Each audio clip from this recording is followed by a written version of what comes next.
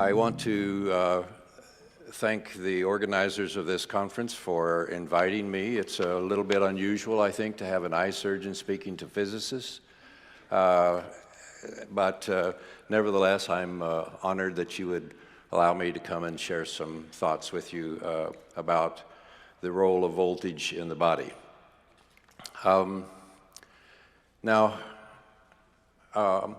I always start my lectures by announcing that I'm not speaking with my Texas MD license. The medical board in the state of Texas does not allow its physicians to talk about anything that's not standard of care medicine. And of course, standard of care medicine is pharmaceutical medicine, surgery, and physical therapy. And obviously what I'm talking about today involves other things.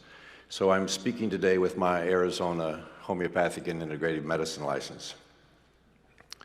I want to acknowledge certain people that have contributed greatly to much of the information I'm going to share today.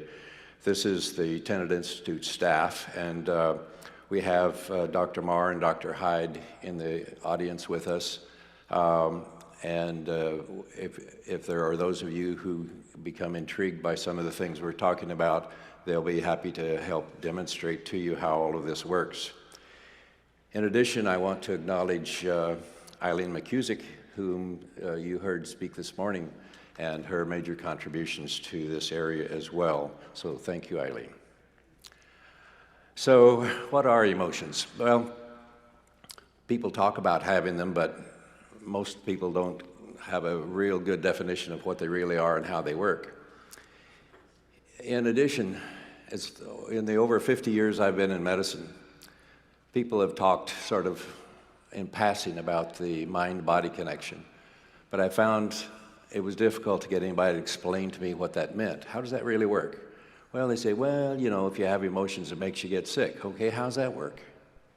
And I found it difficult to find any solution or answer to that question. So the reality is that none of us can get through life without having emotional events. We have losses, loved ones die or disappoint us, our dreams go unfulfilled, we go bankrupt, we have car wrecks, we suffer injuries, all sorts of things happen. And then of course we now have this big epidemic in our country of soldiers returning from war and committing suicide.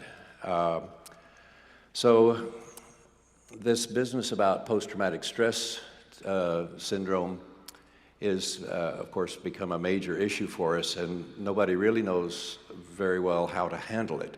And here's a list of all of the various things that can happen with that. But we find that more and more people that aren't soldiers are having post-traumatic stress syndromes as well. So we need to get a handle on how to deal with that.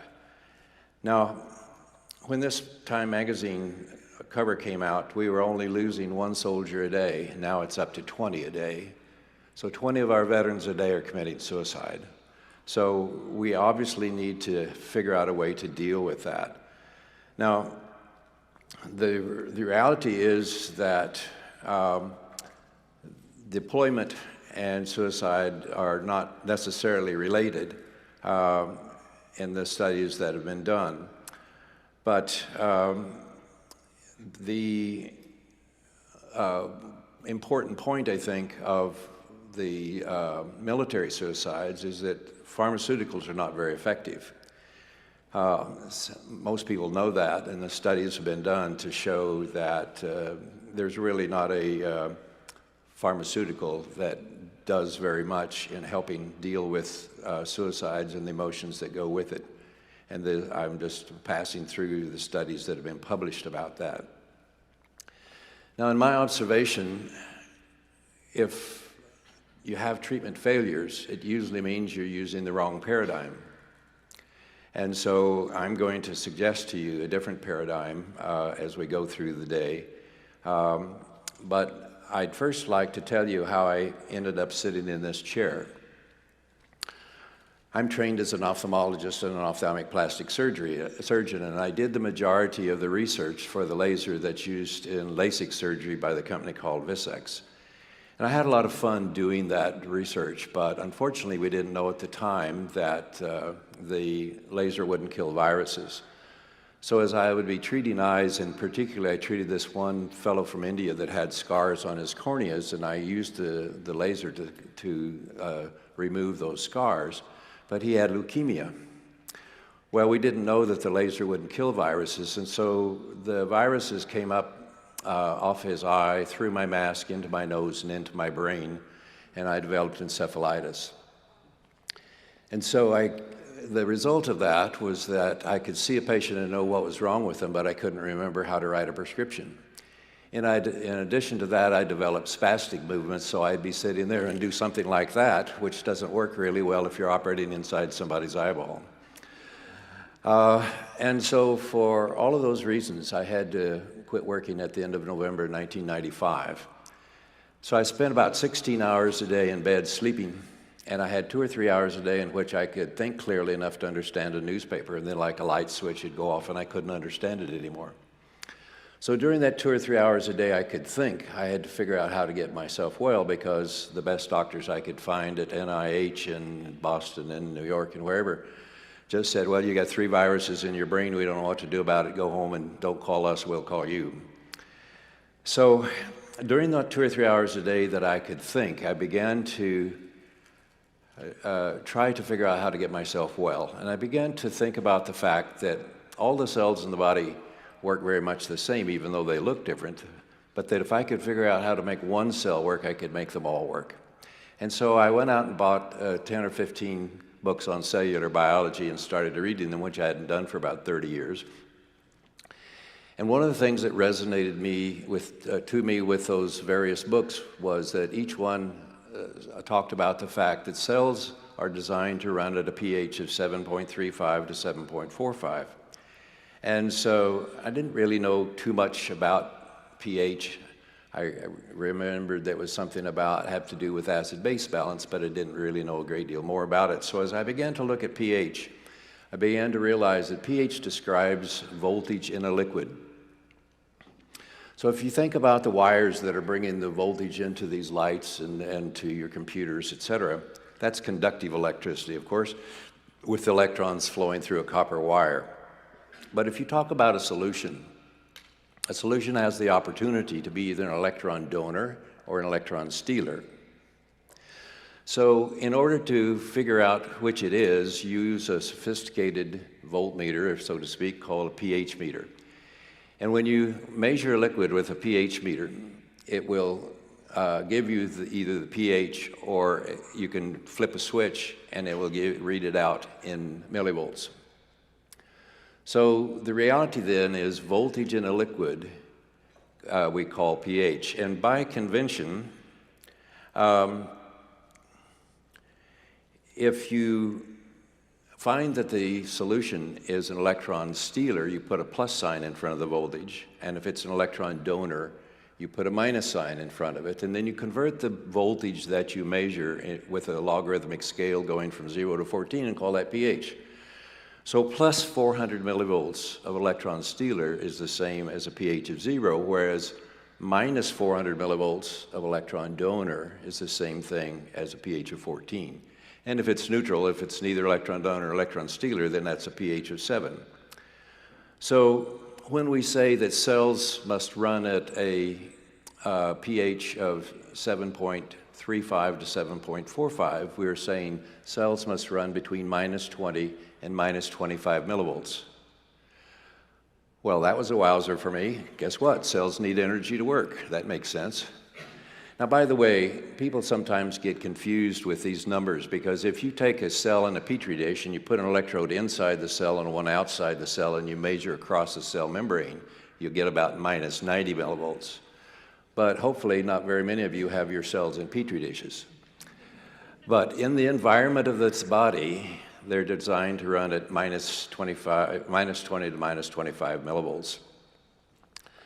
So one of the things that you will find is the characteristic of essentially all chronic disease is that you have low voltage going to that organ. So, so we are constantly wearing ourselves out and needing to make new cells. So what I'm seeing here is one slide behind that one, apparently. Okay. So we are constantly wearing ourselves out and having to make new cells. So the macula in your eye today is only 48 hours old. In other words, you get new cells in the macula every 48 hours. The lining of your gut is 3 weeks old. The skin you're sitting in today is 6 weeks old. Your liver's 8 weeks old, and your nervous system is 8 months old. So we are constantly wearing ourselves out and having to make new cells.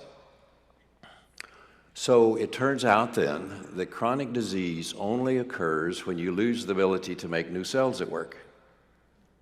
Let me say that one more time. Chronic disease only occurs when you lose the ability to make new cells at work.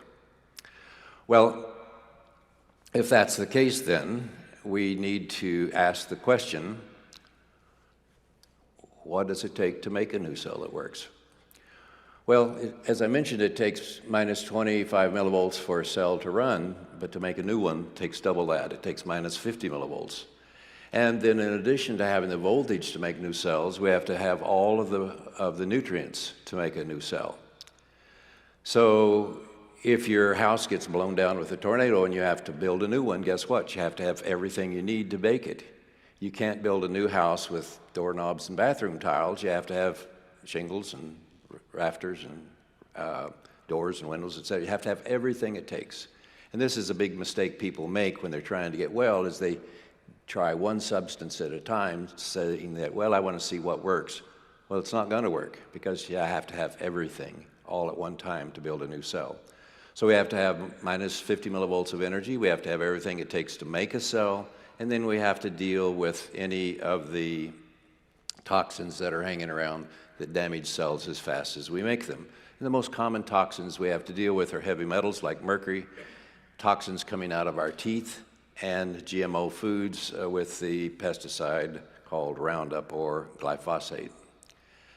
Now, the body actually has 4 different battery packs, because the human body is a portable electronic device. Like all electronic devices, it has to have a battery pack or multiple battery packs. And so the reality is that we have these 4 different packs. Now, the largest one of all is our muscles. Now, our muscles are piezoelectric, and for those of you who aren't physicists, that funny word piezoelectricity means that if you stress a substance and it emits electrons, that's called piezoelectricity. So when I move my muscles, I'm generating electrons, which is, by the way, why exercise is so important, because exercise is the way the human body is designed to recharge your own personal battery pack. But the reality is also that our muscles are rechargeable batteries. And so we have then these large muscles, which are our main batteries. And then these muscles, battery packs, are all hooked to our cell membranes. Now, cell membranes are capacitors. So what is a capacitor? Well, a capacitor is a small battery. And the way our cell membranes are designed is with a couple of opposing layers of funny fats called phospholipids. And these fats have a ball and then 2 legs. Well, the balls are electron conductors and the legs are insulators. So when you put them like this, you have 2 conductors separated by insulator, which by definition is a capacitor, which means it stores electrons. And then inside the cell, we have a mitochondria. And inside the mitochondria, we have another rechargeable battery system. When that battery system is charged up, we call it ATP, and then as it gives away its electrons and discharges, we call it ADP. Well, because we have a rechargeable battery system inside our mitochondria, guess what else we need in there? A battery charger. And the battery charger inside the cell is called the citric acid cycle or the Krebs cycle. So the Krebs cycle runs on primarily fatty acids, and so as you put fatty acids through the Krebs cycle, it creates electrons, and for every unit of fatty acids that you put through the Krebs cycle, if oxygen is present, you get enough electrons to charge up 38 of these ATP batteries. Now, in addition, we have the DNA. Now, DNA inside of our cells, we generally tend to look at it from the side, and we look like we took a couple of step ladders and twisted them. But if you look at it from the top, it looks like this. And every circle of DNA is golden mean, and what that means is that it's 1.618 times the diameter is 1.618 times the height and so forth. And any place in the universe where there is something that's golden mean, or in the shape of a platonic solid, it will cause implosion of scalar energy. So because our DNA is golden mean, then scalar implodes into it and gives it its charge so that it has the energy to do its job. So then we have our muscles then are stacked one on top of each other in a very specific order, like stacking batteries in a flashlight. And so surrounding this stack of muscle batteries, we have a substance called fascia, which is very much like a stocking. And of course, fascia is that shiny stuff you see when you carve the Christmas turkey. Now, the interesting thing about fascia is that fascia is a semiconductor. So what in the world is a semiconductor? A semiconductor is a collection of molecules arranged in such a way that electrons move through it at the speed of light, but only in one direction. So we have then this continuous stack of fascia going from our toes up to our brain, or from our fingers up to our brain, and surrounded by this stocking, which serves basically as the wiring system for the body. So we have then the stack of muscle batteries surrounded by the fascia, so that every organ in the body has its own battery pack.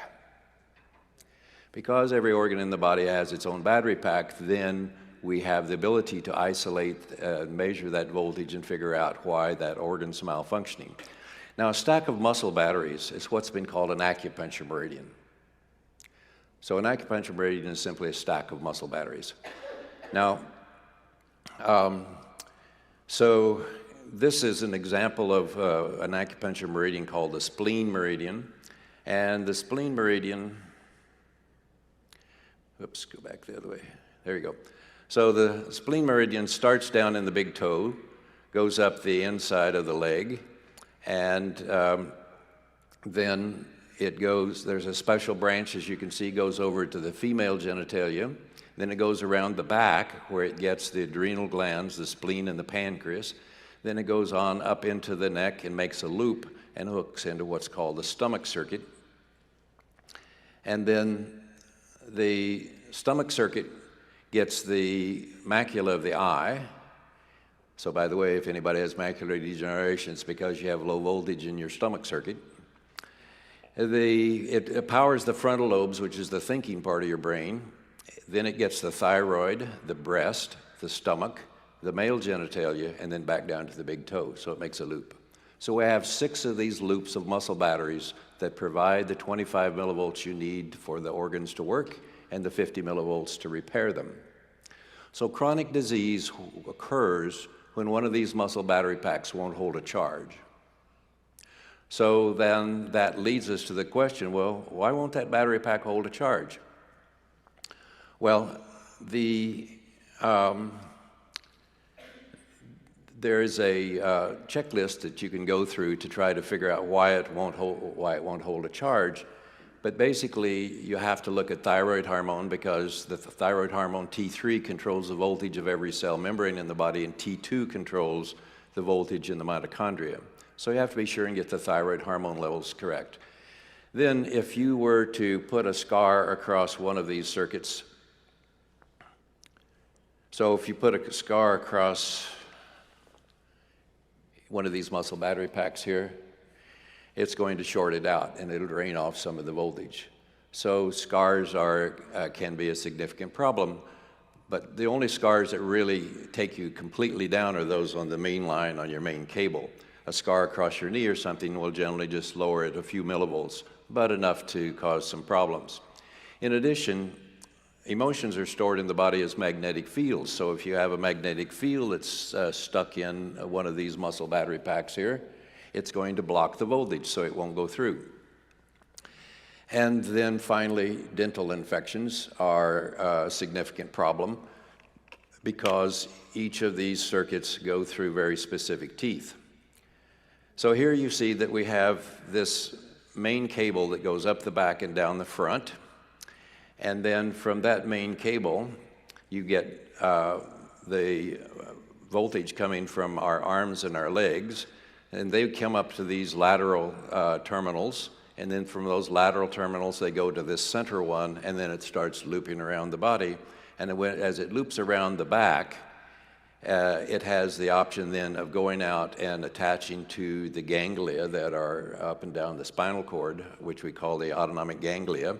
And then from the autonomic ganglia, it goes to every organ in the body. So that's the human body's wiring system and battery pack system. And so whenever you have chronic disease, you will have failure of one of these electronic systems. So you simply have to start out whenever you have some sort of illness, asking the question, so what's the battery pack to that illness? So if you have heart disease, you would say, what's the battery pack for the heart? Well, it's obviously the heart muscle battery pack. There are others that are not as obvious. For example, the example I gave you of spleen-stomach.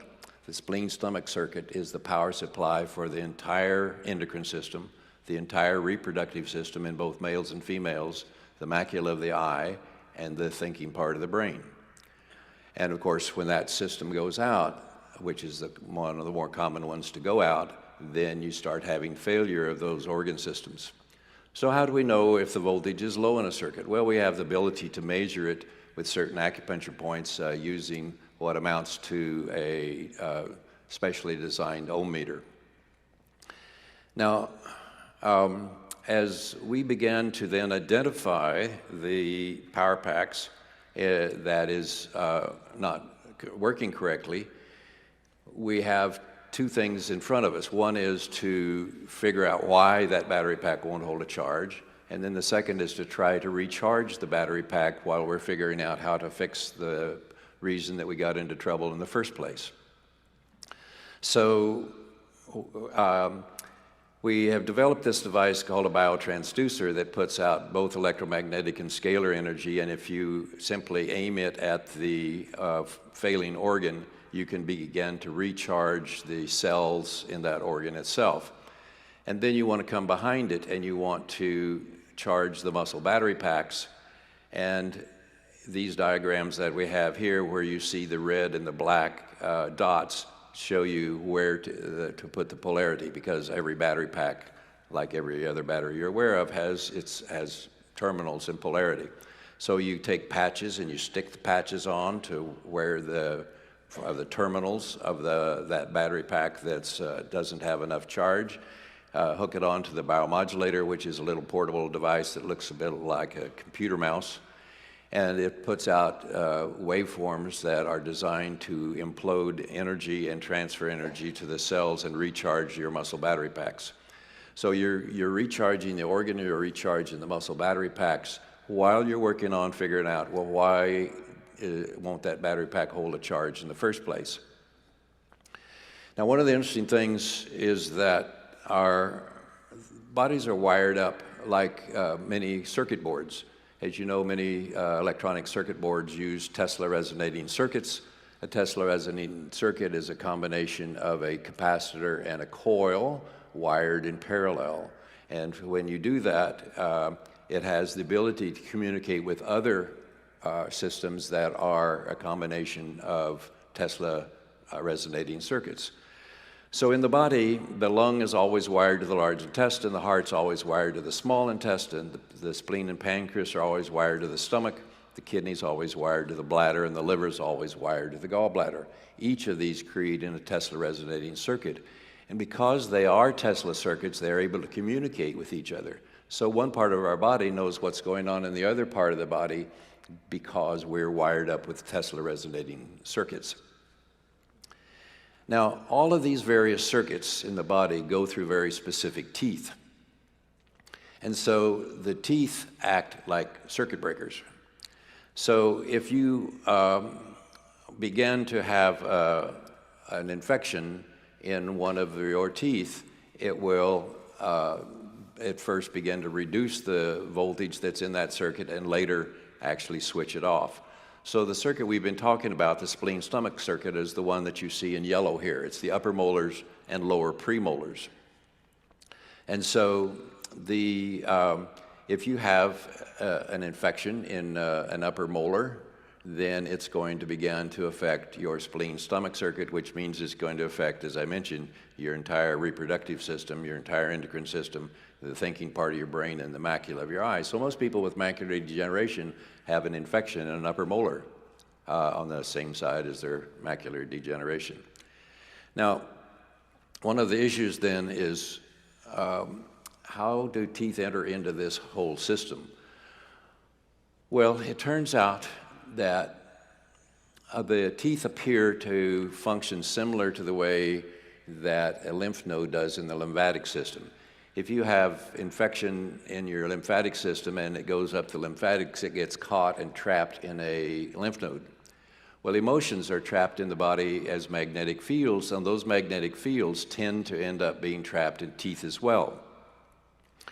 And so what you'll find is that the majority of chronic illness actually begins with an emotional event. Let me say that one more time. The majority of chronic disease actually begins as an emotional event. And that emotion is a magnetic field that starts blocking the circuit by getting caught in one of the teeth. And as it does so, it begins to lower the voltage in the tooth. Now, Dr. Steinman showed that every tooth has within it a pump that pumps fluid from inside the tooth to inside the mouth, and that's what keeps you from getting cavities. Your kids will be happy to know that it's not Snicker bars that are causing their cavities, it's the failure of this pump. So when the pump begins to fail, then infection comes from the mouth into the tooth and begins to cause decay. So the emotion begins to lower the voltage enough in the tooth that the pump begins to fail, and then you begin to get a cavity, and then you begin to get a crown, and then you begin to eventually keep going until you get a root canal, and then that leads eventually to having a malignancy. So again, most of the chronic disease begins as emotions. Now, obviously, there are some circumstances where that's not the case. If you were living in Tokyo when Fukushima blew up and you were radiated, obviously that's not necessarily an emotional event in the sense that you may not have known you just got radiated, but it's going to make you sick. But generally speaking, most of the emotions, or most of the chronic disease we have, we can trace back to an emotion that has blocked a particular muscle battery pack by blocking the tooth that's involved with it. Now, when you look at this particular slide, you might ask the question, didn't anybody ever teach you not to put so many numbers on one slide? Well, I did it on purpose because I wanted you to get the gestalt of it. So what you will see is that the relationship, you'll see that here that a pH of 7.35 is the same as minus 20 millivolts, 7.44 is the same as minus 25. So that's where our cells normally run. But as voltage begins to drop, then things begin to get worse and worse for us until we finally get down to plus 30 millivolts. All cancers occur at plus 30 millivolts. So what you see is that normal tissue is running at electron donor, which is minus 25 millivolts. And as you go past zero, you have flipped the polarity. That is that every battery, as you know, has a plus on one end and a minus on the other. And as you drain the battery all the way to zero, it flips its polarity upside down. And so when the polarity reverses, is when and it gets all the way down to plus 30 millivolts is when malignancies occur. Now, we don't have time to really go into that in much detail today, but the amount of oxygen that will dissolve in water is dictated by the voltage of the water. So as the water inside of our cells has lower and lower voltage, then the oxygen in the cell comes out of the cell and disappears. And when you finally flip the polarity, there is so little oxygen capability in the cell that the stem cells recognize that signal that, hey, we just ran out of oxygen here, please help. And so stem cells go over and invade the local blood supply and create a mass of blood vessels that we call a cancer, which is indistinguishable from a placenta in a pregnant female. So basically all solid tumors are placentas that is the body's way of responding to lack of voltage and oxygen. So if we begin then to think about the way that this works, think about my thumb. My thumb is a perfectly good thumb, by the way. It's running at what voltage? Minus 25 millivolts. Now I hit it with a hammer and I destroy some cells in my thumb. What's going to happen is that the thumb's immediately going to go to minus 50 millivolts. And minus 50 millivolts causes the arterioles to dilate. And the reason that happens, of course, is we need the raw materials dumped at the curb there, so to speak, so that we can rebuild the cells we destroyed with the hammer. Well, when those capillaries dilate, we get all the signs we normally call inflammation. We have redness, we have swelling, we have heat, we have a pulsing pain, and it makes you say bad words. So my thumb gets busy and it makes new cells, it replaces those I smashed with a hammer, it goes back to minus 25 millivolts, and I'm a happy camper. But on the other hand, if when I smash my thumb, if the power supply going to the thumb is inadequate to provide the minus 50 millivolts I need to make new cells, then my thumb won't heal, and I'm stuck in chronic disease. You see that? So I can take all the pills I want, I can do all the surgery I want on the thumb, but it'll never get well until I do what? Insert enough electrons to get me up to minus 50 millivolts. And so if you understand what I just told you about the thumb, you understand basically my whole lecture. So I can go home now. Oh, no, wait a minute. Still a little bit more. But the point is that chronic disease occurs when you don't have enough voltage to make new cells. And so as voltage begins to drop, then oxygen begins to drop. And when oxygen drops, there are several bad things that begin to happen. One of the things that, as I mentioned earlier, is that you begin to have less ATP, which is the voltage inside the cell that the cell needs to do its business. Now, I also mentioned to you that because of the Krebs cycle being able to recharge 38 of these ATP batteries for every unit of fatty acid you put through the Krebs cycle, that's only true if oxygen is available. If oxygen is unavailable, then for every unit of fatty acid you put through the battery charger, you only get enough electrons to charge up 2 batteries. So it's a bit like having a car that goes from 38 miles to the gallon to 2 miles to the gallon. Your cells become very inefficient. Now, in addition to having inefficiency of the intracellular voltage, we have problems with bugs. Now, the body contains perhaps 1 trillion bugs of various kinds, and the majority of them are suppressed by oxygen. But as oxygen levels begin to drop because voltage drops, then these bugs wake up.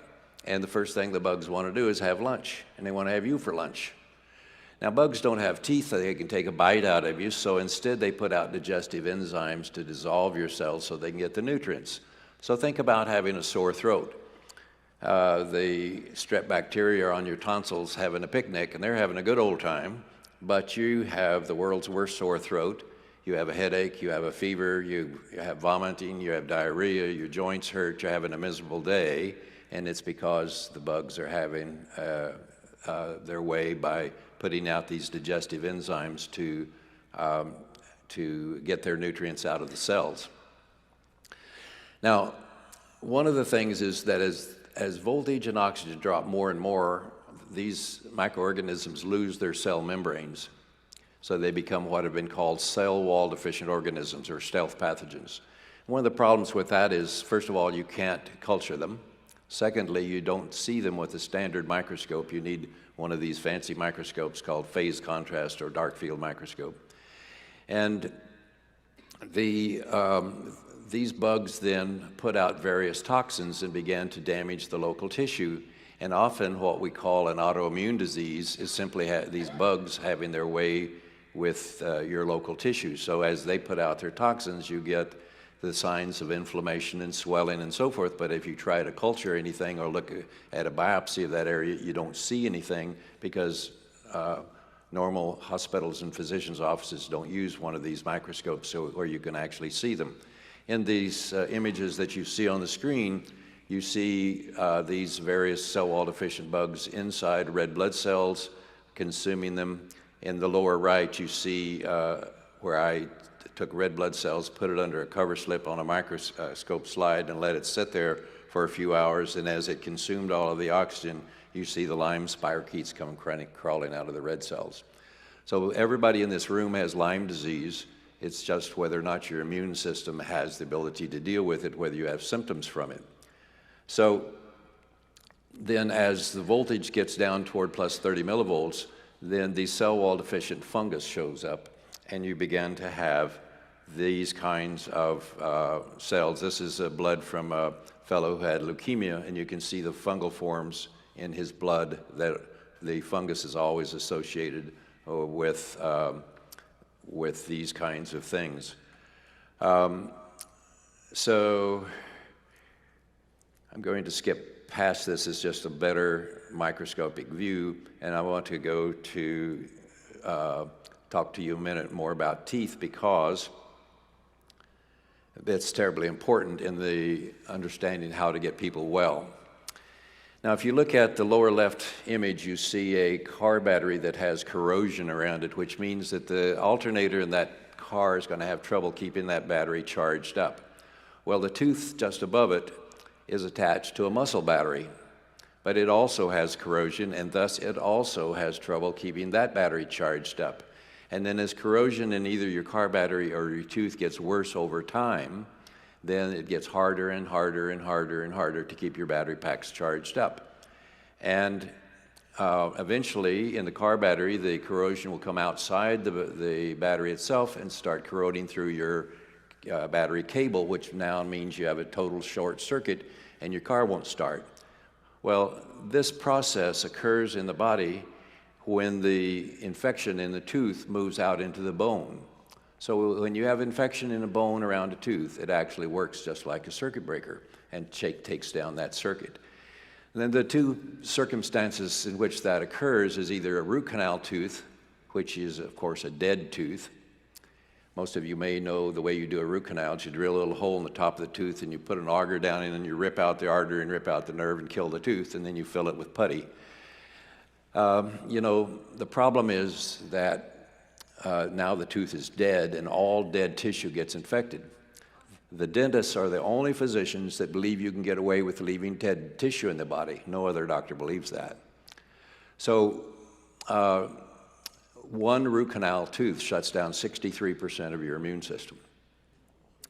So, and then what makes it worse is that it then gets out into the bone, and when it gets into the bone, it shuts off that circuit, and so now the voltage drops significantly in that circuit, and that's why you find we looked at all the cancer patients we've seen in our clinic, and 95% of them were associated with a root canal or an infected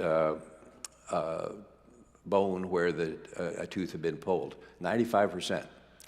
So a leading contributor to cancer is having an infection in the bone around one of the teeth. Now, in addition to root canals, there's a problem when teeth get pulled because teeth are held into the bone by a ligament called the periodontal ligament. What dentists are trained to do is wiggle the tooth, make it loose, take it out, put a stitch in, quit, leaving the ligament behind. When you do that, it's very hard for the bone to heal because the ligament's in the way. And even if the dentist happens to be one who takes the time to scrape out that ligament, because the mouth's such a dirty place, oftentimes people get infection in the bone during the first few days of healing once a tooth's been pulled. So and that's called a cavitation, by the way. So whether you have infection from a root canal or from a cavitation, it tends to shut down the circuit. And one of the problems is that infection in the bone then tends to move over and take out the next circuit. So a huge problem is that our kids are in high school, they go to the dentist and they say, oh, you got to get your wisdom teeth out. It's that old thing of, well, if you go to Midas, you get a muffler. So a study came out last year showing that 65% of root canal extractions were unnecessary. Well, nevertheless, they get their wisdom teeth pulled, and now they start getting infection in that area. And the wisdom teeth circuit is heart, small intestine, but listen, it's the autonomic nervous system. Autonomic nervous system is the body's on-off switches. So all of a sudden, within days after getting their wisdom teeth extracted, the kids have lost their on-off switch, which means their bodies doesn't know how to control itself. Then over time, it begins to move next door and takes out the spleen-stomach circuit. Now remember that the spleen circuit is the power supply to the adrenal glands. So now soon they've lost their control panel, their on-off system, and then they lose their adrenals, so they can't deal with stress, and so they begin to become what many people say, oh, he's just a teenager. Well, no, he's not just a teenager. He's lost his ability, the whole way the body deals with stress. And so many of our kids hide themselves within electronics, because within the electronics, they have an on-off switch. In their body, they don't. So they can't deal with the real world anymore. And so they hide within their cell phone and their Game Boys or whatever you call them. Nevertheless, this is a huge problem. Now, when you lose, I only got 5 minutes left. So when you lose your ability to make adrenaline, you go down the following slippery slope. You have trouble going to sleep. You have trouble dealing with stress. You have trouble with your memory. And then you can't multitask. So you're sitting reading a book or watching TV and somebody says, hey, do you want mustard or mayonnaise? You become very annoyed because they interrupted you. But you don't have the mental horsepower to stay attached to whatever you're doing, so you detach, you pick mustard, you go back to your book, and now you can't remember your place, and you're even more annoyed. And then it gets to where you don't like any stimulus, so you don't like loud noises, loud music, rowdy crowds, can't be around people who are arguing. And eventually it gets to where you don't even want to be touched, you just want to sit in a corner and have people leave you the heck alone. And then your sexual equipment quits working, and then you can't go to sleep before 11, and when you wake up, you're still tired. All of that's due to the loss of the spleen power supply to your adrenals. Well, what I've just described, of course, is very destructive. If you can't deal with the life of the world, you can't be a good spouse, and particularly if your sexual equipment doesn't work anymore, then that's a big problem in a marriage. You can't be a good parent because kids make noise and want something from you, and you have nothing to give. You can't be a good worker. You can't be a good friend. You can't be good at much of anything, so your life's in the toilet simply because you've lost the spleen circuit that goes to the adrenal glands. And that's a huge problem in our society. Well, now, Eileen McCusick spoke earlier about mapping the field of emotions, and this is the traditional Chinese one, so that the various circuits have these various sorts of emotions get stuck in these various particular places or in the teeth that are associated with these. Dr. Banas published these, and of course, Eileen has published hers, which is this group of where things get stuck. And as far as erasing emotions are concerned, because emotions are a magnetic field, you can erase them with a stronger magnetic field. One of the laws of physics is if you take any magnet and you put a stronger magnet over it, then the weaker magnet assumes the characteristics of the stronger one. And so when you have these emotions that are stuck, you can begin to erase them in a variety of different ways. Now, there are various groups over the years that have looked at this subject and tried to figure out how to do it. EFT, Psych-K, emotion code, psychosomatic energetics, et cetera, et cetera. But certainly, we had developed one where you can, if you can think about emotion while holding onto these hand grips with your biomodulator, you could erase the emotion. But when we did that, we were doing in one emotion at the time. And of course, Eileen talked to you this morning about using her tuning fork to do it, which is very effective. What I have recently found is that if you treat the wisdom teeth, which treats your autonomic nervous system, then you can begin to knock out, you can not only change the polarity in all of your various circuits at one time, but also knock out many of the motions automatically. Now, a pendulum is actually like a single string on a guitar, and the weight on the pendulum makes the string taut. So when it's moved, it's actually resonating with whatever frequency the string is. So what you do is you hold this pendulum over the small intestine, heart, small intestine, autonomic system, and you take the biotransducer and simply put it over the wisdom teeth, and you watch the pendulum, and it'll always be spinning backwards if the voltage is low, counterclockwise, and you keep holding it there, and pretty soon it'll slow down, and then it'll start spinning clockwise.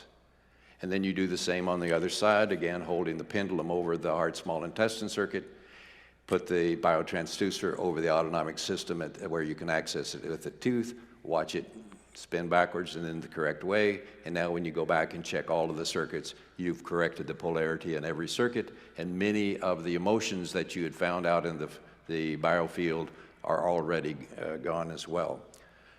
So unfortunately, I don't have the time to talk to you about how we're wired up with polarity and with how our body's all golden mean and how implosion occurs. But if you're interested in those subjects, then we have some videos that will help you in that area. Plus, we'll be giving some demonstration. If there are any of you in the audience who happen to have any motion, anybody here? We'll be doing some demonstrations in the breakout room.